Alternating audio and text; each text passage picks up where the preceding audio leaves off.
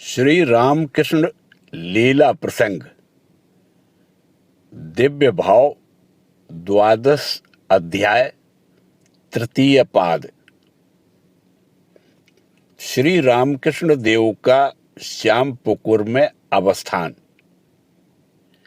जय ठाकुर, जय मां।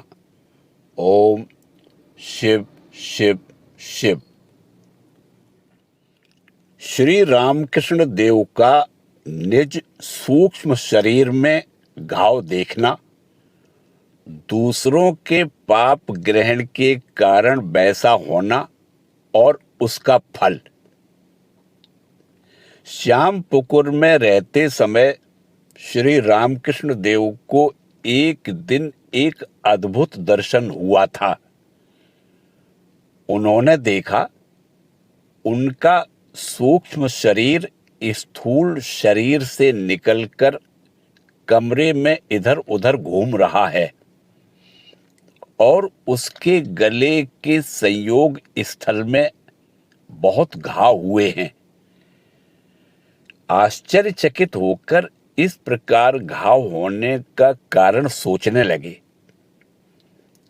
इतने में श्री जगदम्बा ने उन्हें समझा दिया कि अनेक प्रकार के कुकर्म करके लोग आकर उनका स्पर्श करके पवित्र हुए हैं। उनके पाप इनके शरीर में प्रविष्ट हो जाने से शरीर में घाव हुए हैं। जीवों के कल्याण के लिए वे लाखों बार जन्म ग्रहण करके दुख भोगने में कातर नहीं है। यह बात हमने दक्षिणेश्वर में समय समय पर श्री रामकृष्ण देव के श्रीमुख से सुनी थी। अतः इस दर्शन से कुछ भी विचलित न होकर आनंद के साथ उन्होंने हमें यह बात बताई। इसमें हमें आश्चर्य नहीं हुआ और इसमें उनकी असीम करुणा का ही स्मरण कर हम लोग विशेष मुग्ध हुए। किंतु इतना अवश्य था कि उनके भक्तों और विशेषकर युवक भक्तों में इस बात का विशेष प्रयास हुआ कि श्री रामकृष्ण देव का शरीर पहले की तरह स्वस्थ न होने तक कोई नया आदमी उनका चरण स्पर्श करके प्रणाम न करे। भक्तों में से किसी किसी ने अपने पूर्व जीवन के दुराचरण का स्मरण करते ही यह संकल्प कर लिया कि अब से वे श्री रामकृष्ण देव का पवित्र शरीर कभी नहीं छुएंगे। साथ ही नरेंद्र आदि कुछ प्रधान भक्त उस अनुपम दर्शन की बात सुनकर इस विचार और गवेषणा में लग गए कि एक के द्वारा किए कर्म का फल दूसरे के द्वारा स्वेच्छा से ग्रहण करना ईसाई, वैष्णव आदि धर्मों में जो माना गया है उसमें कुछ सत्यता अवश्य है। भक्तों का नवागत व्यक्तियों के संबंध में नियम बनाना, श्री रामकृष्ण देव के निकट नए मनुष्यों के आवागमन को रोकने का प्रयास देखकर गिरीश चंद्र ने कहा था, प्रयास करना है करो, पर यह संभव नहीं है क्योंकि वे अर्थात श्री रामकृष्ण देव इसीलिए शरीर धारण किए हुए हैं। फलस्वरूप दिखाई पड़ा संपूर्ण अपरिचित लोगों को रोक सकने पर भी भक्तों के परिचित नवागत व्यक्तियों को रोकना संभव नहीं हुआ।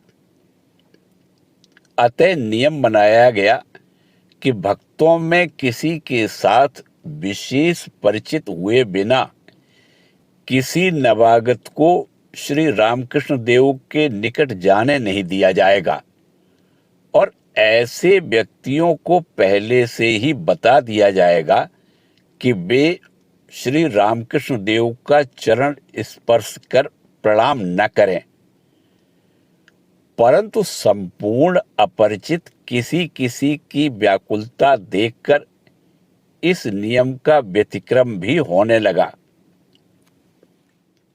काली पद की सहायता व अभिनेत्री को श्री रामकृष्ण देव का दर्शन होना। इस नियम के बारे में एक दिन एक मनोरंजक घटना हुई।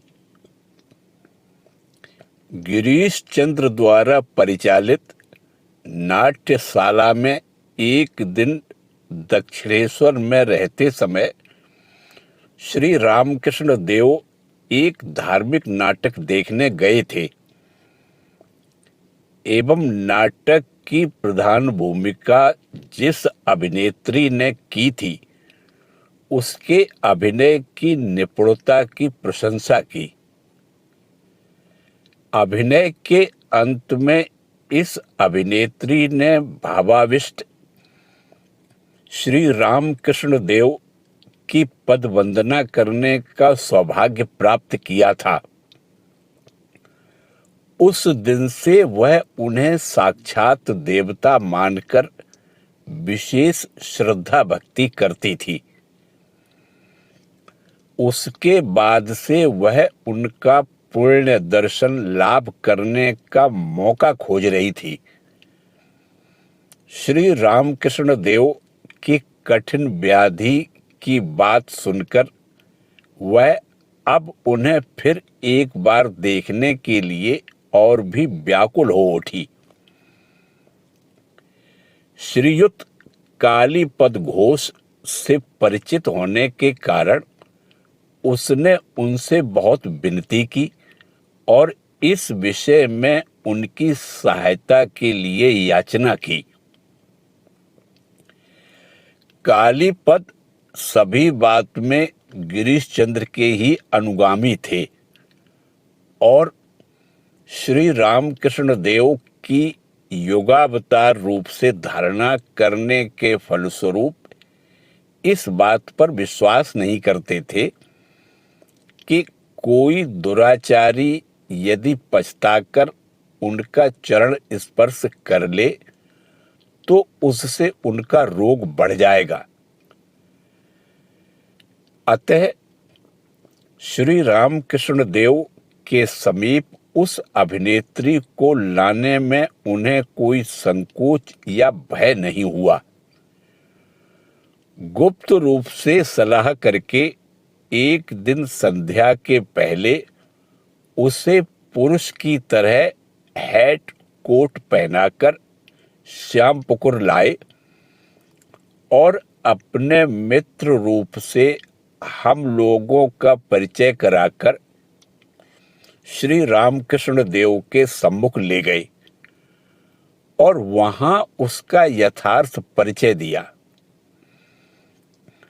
श्री रामकृष्ण देव के कमरे में उस समय हम लोगों में से कोई नहीं था, इसलिए उसका परिचय देने में किसी प्रकार की बाधा नहीं हुई।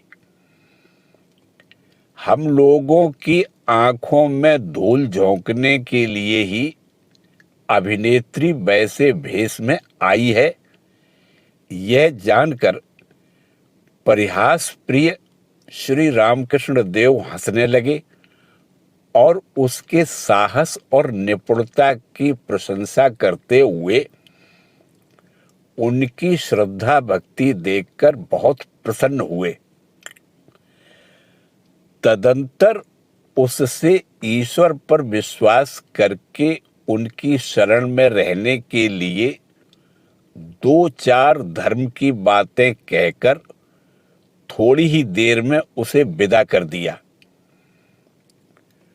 वह भी आंसू बहाते हुए उनके श्री चरणों पर माथा टेक कर कालीपद के साथ चली गई।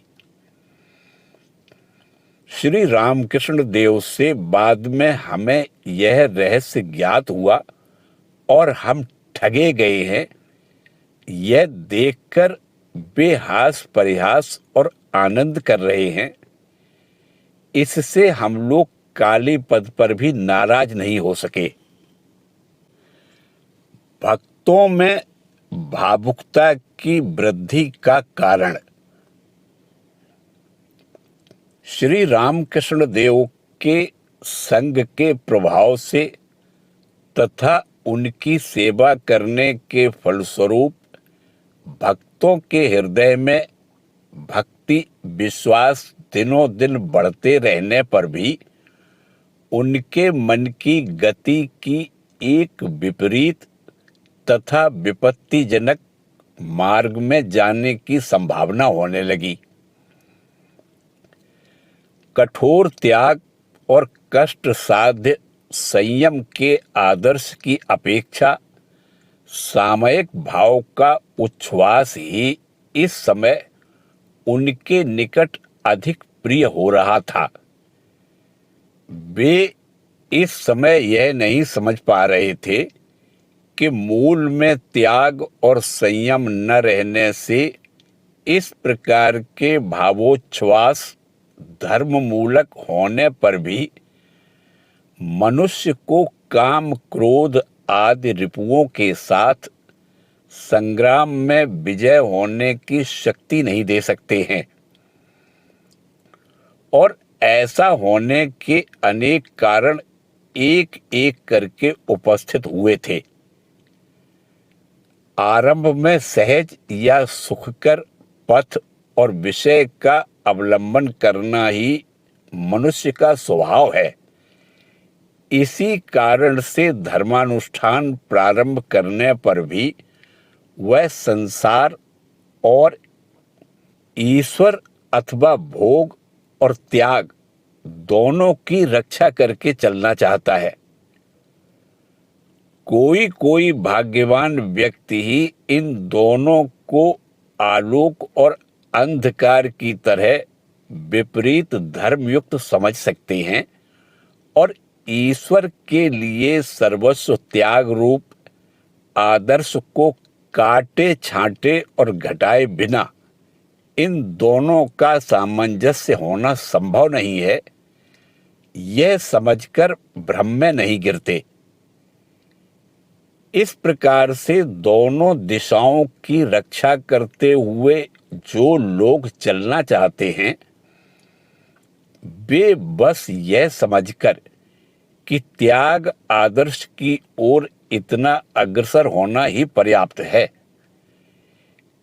एक प्रकार से सीमा का निर्देश कर सदा के लिए संसार में लंगर डाल बैठते हैं। श्री रामकृष्ण देव इसीलिए अपने सामने किसी नवागत व्यक्ति के उपस्थित होते ही उसकी परीक्षा करते थे कि वह कहीं उसी तरह लंगर डाले निश्चिंत होकर तो नहीं बैठा है, और यदि वैसा किया है तो यह जान लेने पर ईश्वर के लिए सर्वस्व त्याग रूप आदर्श में से जितना अंश वह ले सकता है, केवल उतना ही उसके सामने प्रकट करते थे। अतः दिखाई पड़ता था कि अधिकारी भेद से उनके उपदेश विभिन्न प्रकार के होते थे। इसी प्रकार गृहस्थ तथा युवक भक्तों को भी साधन के संबंध में विभिन्न प्रकार के उपदेश देते थे। इसीलिए सर्वसाधारण को उपदेश देते समय वे कहते थे, कलयुग में केवल हरि नाम संकीर्तन तथा नारदीय भक्ति श्रेष्ठ है। साधारण मनुष्यों में उस समय धर्म और शास्त्र चर्चा का इतना लोप हो गया था कि नारदीय भक्ति का अर्थ 100 में 1 आदमी भी समझता था या नहीं, संदेह है। उसमें भी ईश्वर प्रेम में सर्वस्व त्याग का उपदेश है, यह बात भी लोग नहीं समझते थे। इसलिए यह स्वाभाविक ही था कि श्री रामकृष्ण देव के अनुभवहीन भक्त अपनी दुर्बल प्रकृतिवश समय समय पर संसार और धर्म दोनों को कायम रखने के भ्रम में गिरते थे तथा सुखकर भावुकता की वृद्धि को ही धर्म लाभ का अंतिम ध्येय समझ लेते थे। फिर भक्तों के भ्रम में गिरने का एक कारण यह भी प्रतीत होता है कि श्री रामकृष्ण देव का कठोर संयम तथा तपस्या आदि हमारे उनके समीप जाने के पहले से ही अनुष्ठित हुए थे और इस कारण उनकी अलौकिक भावुकता किस सुदृढ़ भित्ति के ऊपर प्रतिष्ठित है, भक्तगण देख नहीं सके थे। और इस प्रसंग का अंतिम कारण तभी उपस्थित हुआ जब गिरीश चंद्र श्री रामकृष्ण देव का आश्रय लाभ कर उन्हें युगावतार मानकर हृदयोल्लास से सर्वसाधारण के सामने यह बात जोर शोर से कहते फिरने लगे।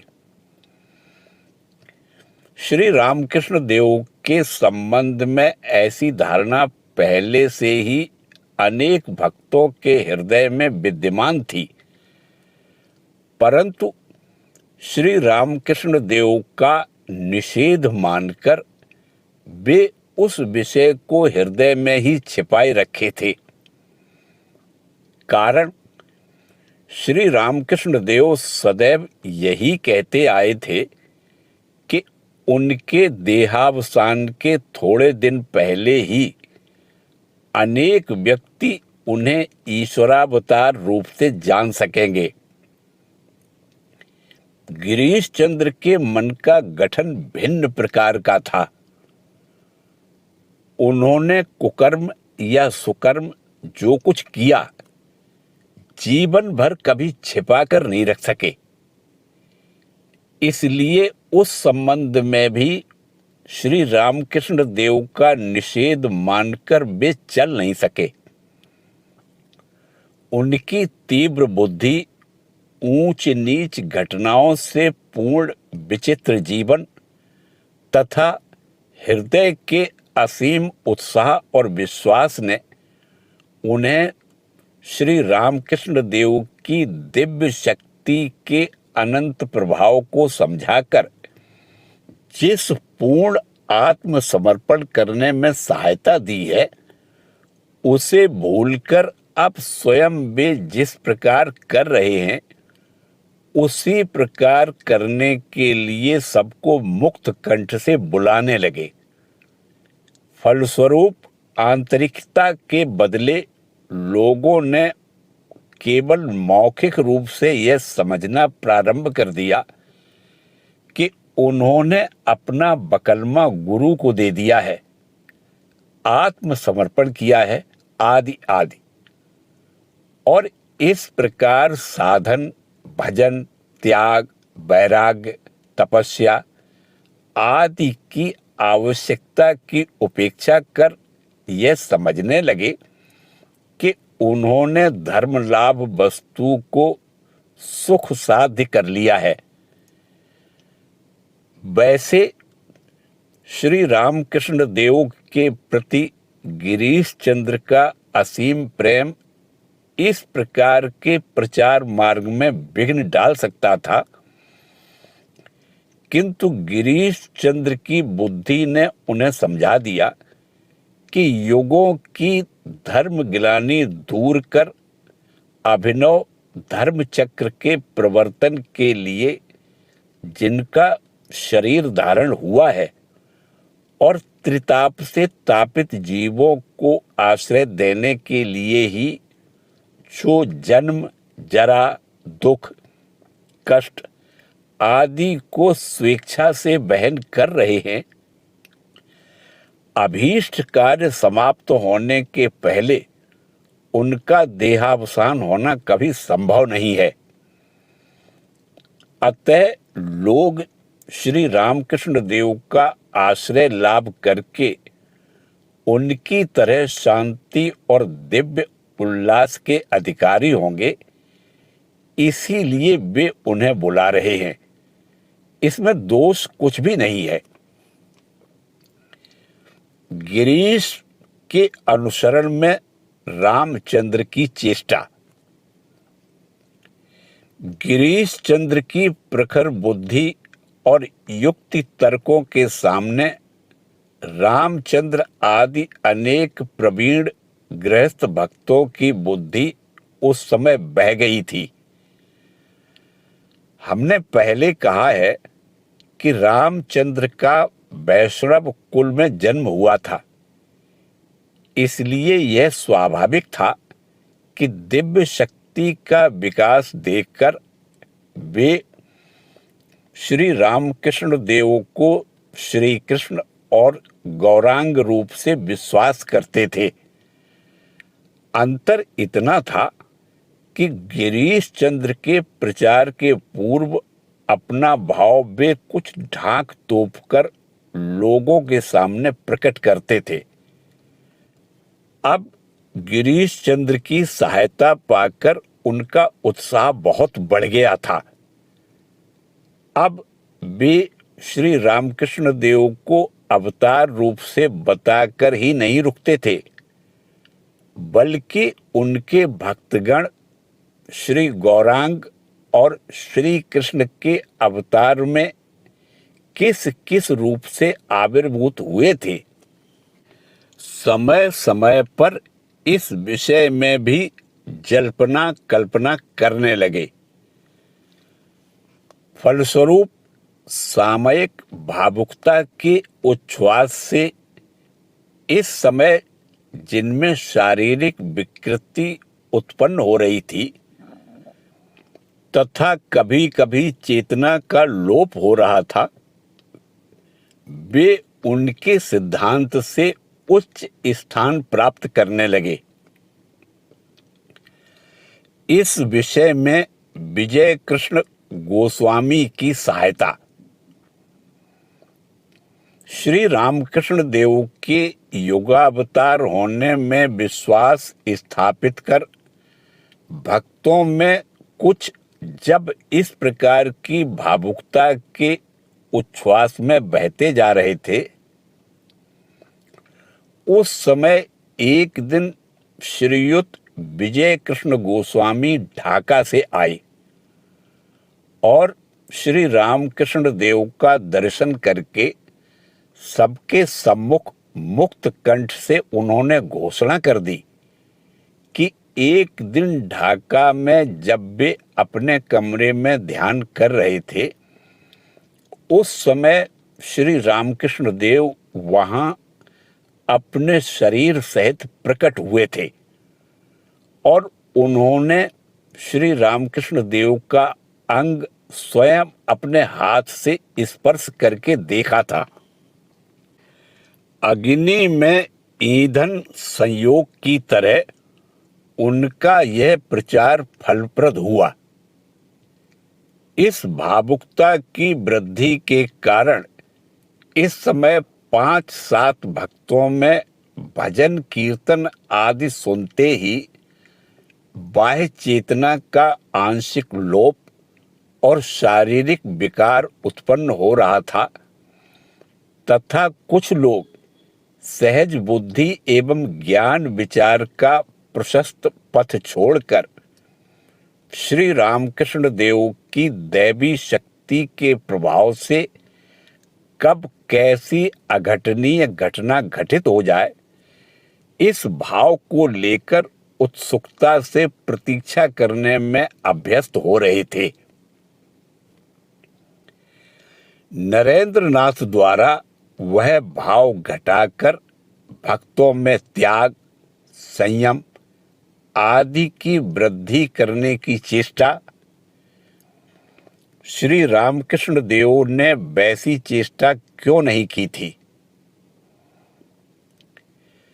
इस प्रकार की भावुकता की वृद्धि जब धर्म की अंतिम सीमा के रूप में भक्तों के सामने गण्य हो रही थी, तब तक यह बात कि त्याग, संयम, निष्ठा आदि की तुलना में यह अत्यंत तुच्छ है तथा उसे प्रश्रय देते रहने से अधिक विपत्ति की संभावना है, उन सूक्ष्मदर्शी नरेंद्रनाथ की दृष्टि से, जिन्हें श्री रामकृष्ण देव अपने भक्तों में सबसे ऊंचे आसन पर प्रतिष्ठित करते थे, बच नहीं सकी।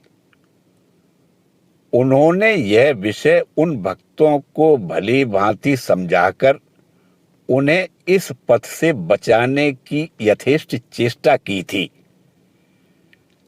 अब यहाँ प्रश्न हो सकता है कि भक्तों को इस प्रकार विपथ में जाने की संभावना देखकर भी श्री रामकृष्ण देव निश्चेष्ट क्यों रहे?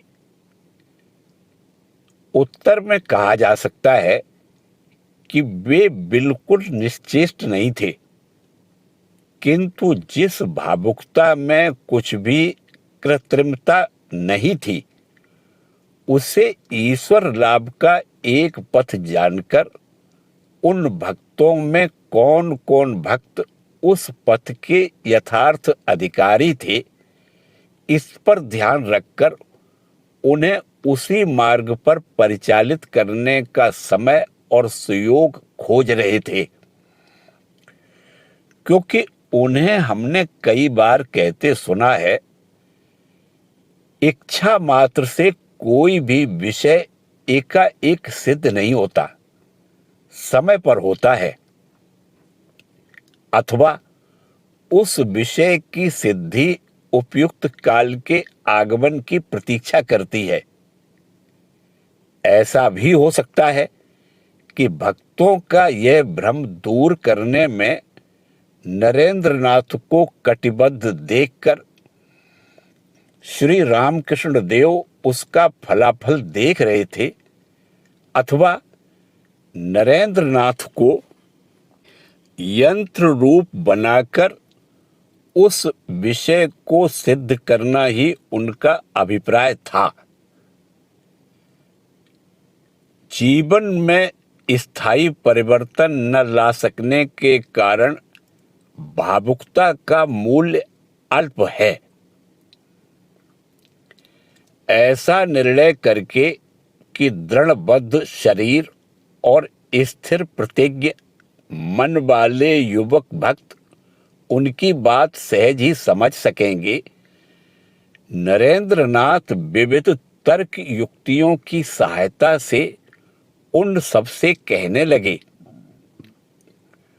जो भावोच्छ्वास मनुष्य जीवन में स्थायी परिवर्तन नहीं ला सकता और जो प्रभाव मनुष्य के मन को तत्क्षण तो ईश्वर लाभ के लिए व्याकुल कर देता है, परंतु दूसरे ही क्षण कामिनी कांचन के पीछे दौड़ने से नहीं रोक सकता, उसमें गंभीरता नहीं है, अतः उसका मूल्य भी तुच्छ है। उसके प्रभाव से किसी में शारीरिक विकृति, उदाहरण के लिए आंसू, रोमांच अथवा कुछ क्षणों के लिए बाह्य चेतना का आंशिक लोप हो जाने पर भी उनके मतानुसार वह प्रभाव स्नायु की दुर्बलता जनित है। अपनी मानसिक शक्ति के बल से यदि उसका दमन न कर सके तो पुष्टिकर खाद्य तथा चिकित्सक की सहायता ग्रहण करना मनुष्य का आवश्यक कर्तव्य है। अश्रु, पुलक आदि शारीरिक विकृति के भीतर प्रायः कृत्रिमता रहती है। नरेंद्रनाथ कहते थे, इस प्रकार के अंग विकार और बाह्य चेतना के लोप के भीतर बहुत कुछ कृत्रिमता है। संयम का बांध जितना ऊंचा और दृढ़ होगा, मन का भाव भी उतना ही गंभीर होता रहेगा। बिरले ही किसी व्यक्ति के जीवन में ऐसा होता है कि आध्यात्मिक भाव राशि प्रबलता से उत्ताल तरंग का रूप धारण कर संयम के बांध को भी पार कर अंग विकार तथा बाह्य चेतना लोप के रूप में प्रकाशित होती है। बुद्धिहीन मनुष्य इसे ठीक ठीक न समझकर उल्टा समझ बैठते हैं।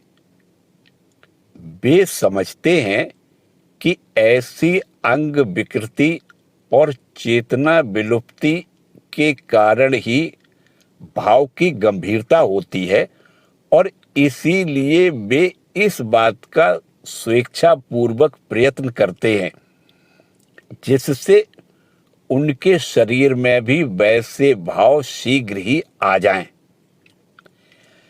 इस तरह से स्वेच्छाकृत चेष्टा क्रमशः अभ्यास में परिणत हो जाती है तथा उनकी नसें दिन प्रतिदिन दुर्बल होकर मामूली भाव के उदय से भी उनमें वैसी विकृतियां उत्पन्न कर देती हैं। फलस्वरूप इसके अधिक प्रश्रय से मनुष्य कभी कभी चिर रुग्ण या पागल हो जाता है। धर्म साधन में अग्रसर होकर 80% ठग और 15% उन्माद हो जाते हैं। शेष केवल 5% पूर्ण सत्य के साक्षात्कार से धन्य होते हैं। अतः सावधान। किसी किसी भक्त का आचरण देखकर नरेंद्र नाथ के कथन पर विश्वास होना। नरेंद्र नाथ की पूर्वोक्त बातें पूर्णतया सत्य हैं। इस पर हम प्रारंभ में विश्वास नहीं करते थे, किंतु कुछ दिनों बाद संयोगवश ज्ञात हो गया कि एक भक्त एकांत में बैठकर भावोद्दीपक कीर्तन के पद गाते हुए उसी प्रकार की अंग विकृति लाने के लिए चेष्टा कर रहा है। भाव के आवेश में बाह्य चेतना का आंशिक लोप होने पर एक दूसरा भक्त जिस प्रकार सुंदर नृत्य कर रहा था, उसी प्रकार के नृत्य का उसने पहले अभ्यास किया था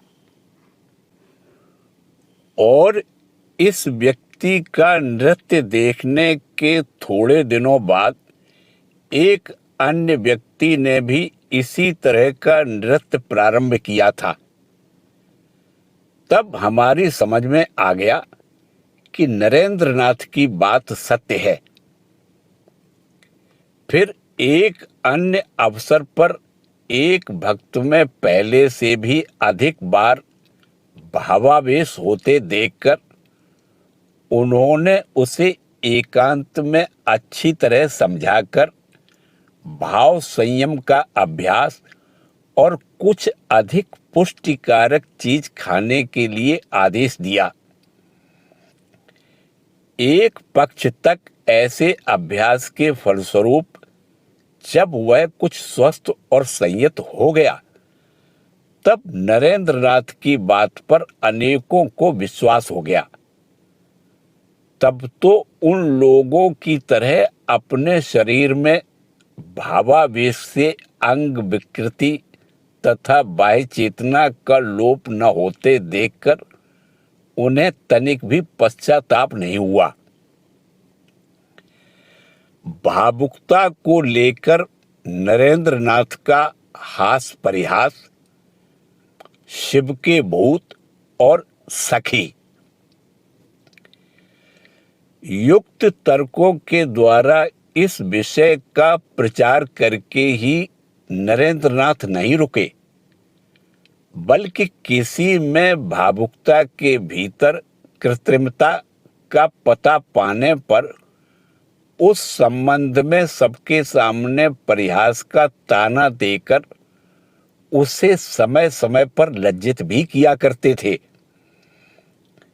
फिर पुरुषों में स्त्रियों जैसे भावों का अनुकरण, जैसे वैष्णव संप्रदाय में प्रचलित सखी भाव आदि का साधनाभ्यास कभी कभी कैसा हास्यास्पद रूप धारण करता है, इस प्रसंग को छेड़कर वे भक्तों में कभी कभी हंसी की लहरें उठाते थे तथा हम लोगों में जिस जिसके भीतर भाव प्रवणता थी उसे सखी कहकर मजाक भी करते थे।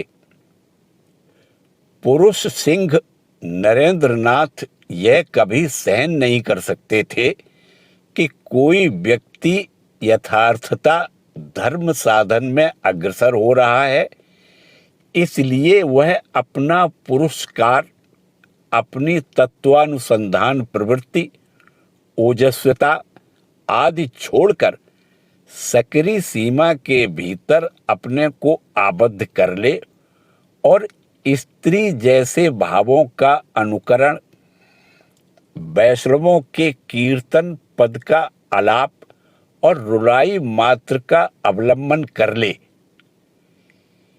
इसीलिए वे श्री रामकृष्ण देव के पुरुष भावापन ज्ञान मिश्रित भक्ति युक्त भक्तों को शिव के भूत कहकर परिहास करते थे और विपरीत अन्य लोगों को उपरोक्त रूप से सखी कहते थे। भावुकता के स्थान पर यथार्थ वैराग्य और ईश्वर प्रेम की प्रतिष्ठा करने की चेष्टा, इस तरह युक्त तर्कों तथा हास परिहास की सहायता से ही भावुकता की सीमा को तोड़कर नरेंद्रनाथ निश्चिंत नहीं रह सके। वे इस बात को अच्छी तरह समझते थे कि यदि कोई किसी प्रकार का भाव तोड़कर उसके स्थान में अवलंबन के रूप में जब तक कोई दूसरा भाव प्रतिष्ठित नहीं करता, तब तक प्रचार कार्य सुसंपन्न तथा फलप्रद नहीं होता और इसलिए इस संबंध में वे इसी समय से विशेष प्रयत्नशील थे। अवसर मिलने पर युवक भक्तों को एकत्रित कर वे संसार की अनित्यता, वैराग्य एवं ईश्वर भक्ति संबंधी संगीत उनके साथ मिलकर गाते हुए उनके हृदय में त्याग, वैराग्य और भक्तिभाव सदा प्रदीप्त रखते थे। श्री रामकृष्ण देव के दर्शन के लिए जो अनेक व्यक्ति आते थे, वे नरेंद्रनाथ के मधुर कंठ का संगीत तथा स्तोत्र आदि सुनकर वैराग्य और ईश्वर प्रेम की उत्तेजना से आंसू बहाते हुए लौट जाते थे। अर्थात, हे ईश्वर, तुम्हारे नाम गान से जीवन मधुमेह हो जाता है। अमृत सिंधु चिदानंद घन हे, अथवा मनोबुद्ध्यंकार चित्तानि नाहम न च श्रोत्र जिह्वे न च घ्राण नेत्रे न च व्योम भूमिर्न तेजो न वायुश्चिदानंद रूपः शिवोहम शिवोहम। श्री रामकृष्ण देव को प्यार करने पर उनके जैसा जीवन होगा।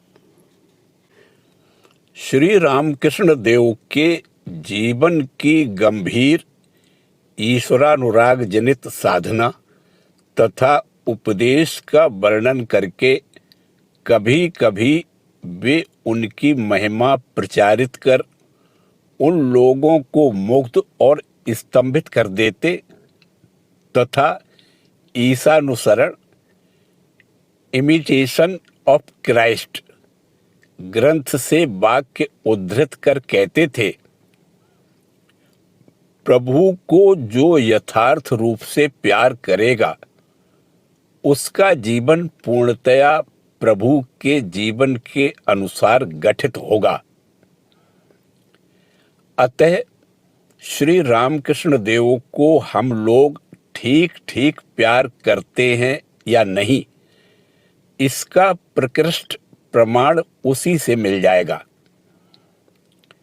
फिर अद्वैत ज्ञान आंचले बेधे जा इच्छा ताई कर, अर्थात अद्वैत ज्ञान आंचल में बांधकर जो इच्छा हो वही कर। श्री रामकृष्ण देव के इस उपदेश का स्मरण कराकर उन्हें समझा देते थे कि उनकी सब प्रकार की भावुकताएं इस ज्ञान को भित्ति रूप से अवलंबन कर उठती रहती हैं। अतः जिससे पहले वह ज्ञान प्राप्त किया जा सके उसके लिए उन्हें प्रयत्नशील होना होगा। भक्तों को नए तत्वों की परीक्षा करके ग्रहण कराने की नरेंद्रनाथ की चेष्टा। नए तत्वों की परीक्षा करके उन्हें ग्रहण करने के लिए वे उन लोगों को प्रायः उत्साहित करते थे। हमें स्मरण है यह बात सुनकर कि ध्यान या चित्त की एकाग्रता की सहायता से अपनी तथा दूसरों की शारीरिक व्याधि आराम की जा सकती है। उन्होंने एक दिन हमें एकत्र सम्मिलित करके श्री रामकृष्ण देव की शारीरिक व्याधि निवारणार्थ दरवाजा बंद करके कमरे के भीतर उसी प्रकार के अनुष्ठान में नियुक्त किया था। इसी तरह युक्ति विरुद्ध विषयों से भक्त लोग जिससे दूर रहें, इस संबंध में भी वे सदा प्रयास करते थे। नरेंद्रनाथ का यथार्थ साधकों को समान समझने की शिक्षा देना। विभिन्न संप्रदाय के यथार्थ साधक लोग श्री रामकृष्ण देव के भक्तों के निकट विशेष सम्मान पा सके, इस संबंध में नरेंद्रनाथ की विशेष दृष्टि रहती थी। वे कहते थे, साधारण मनुष्य प्रायः दूसरों की निंदा करते हैं और केवल अपने संप्रदाय के साधकों के प्रति श्रद्धा भक्ति रखते हैं। ऐसा करने से श्री रामकृष्ण देव के जितने मत उतने पथ के ऊपर, और इसलिए श्री रामकृष्ण देव के ऊपर भी अश्रद्धा प्रकट करना हुआ।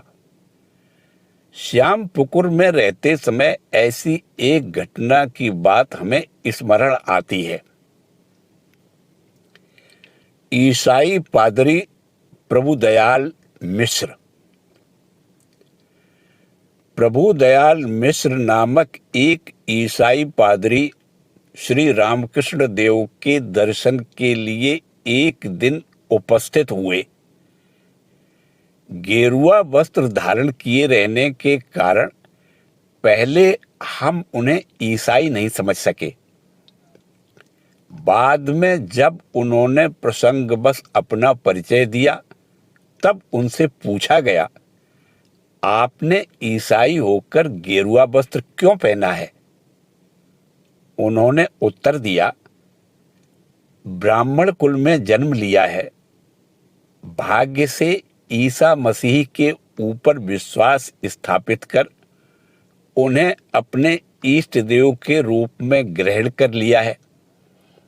क्या इसीलिए मुझे अपना पैतृक रीत व्यवहार भी छोड़ देना होगा?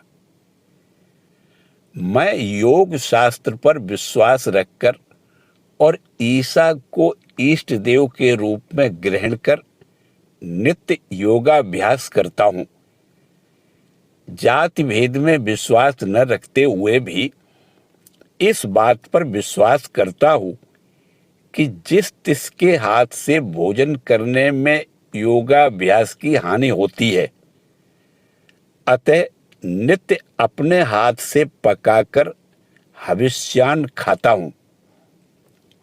इस कारण ईसाई होने पर भी योगाभ्यास के फल, ज्योति दर्शन आदि मुझे क्रमशः हो रहे हैं।